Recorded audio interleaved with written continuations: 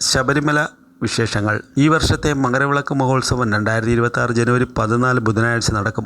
മകരസംക്രമ പൂജ വൈകുന്നേരം 3:13 നടക്കും. സന്നിധാനത്ത് വലിയ ഭക്തജനത്തിരക്ക് അനുഭവപ്പെടുന്നു. ജനുവരി 7 ഏകദേശം 10 മണിക്കൂർ വരെ ദർശനത്തിനായി കാത്തു നിൽക്കേണ്ടി വരുന്ന അവസ്ഥയുണ്ട്. മകരവിളക്ക് സീസൺ ആരംഭിച്ച ശേഷം ഇതുവരെ 5.38 ലക്ഷത്തിലധികം ഭക്തർ ദർശനം നടത്തി. മകരവിളക്കിന് മുന്നോടിയായി പമ്പ, സന്നിധാനം, നിലയ്ക്കൽ എന്നിവിടങ്ങളിൽ വിപുലമായ ആരോഗ്യ സംവിധാനങ്ങളും ശുചീകരണ പ്രവർത്തനങ്ങളും ഏർപ്പെടുത്തിയിട്ടുണ്ട് എന്നാണ് ലഭിക്കുന്ന വിവരം. ശബരിമലയിലെ സ്വർണ്ണക്കൊള്ളക്കേസുമായി ബന്ധപ്പെട്ട് മുൻ ദേവസ്വം ബോർഡ് പ്രസിഡന്റ് എ. പത്മകുമാറിന്റെ ജാമ്യാപേക്ഷ കോടതി തള്ളി.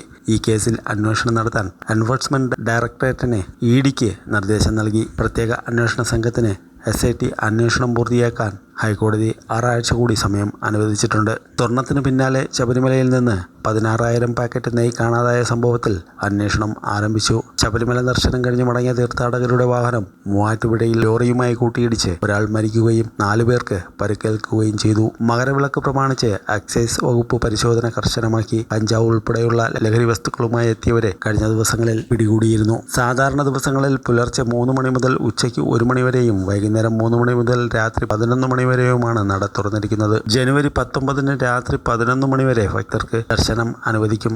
ജനുവരി 20 രാവിലെ 6:30 നട അടയ്ക്കുന്നതോടെ ഈ വർഷത്തെ മകരവിളക്ക് തീർത്ഥാടനം സമാപിക്കും.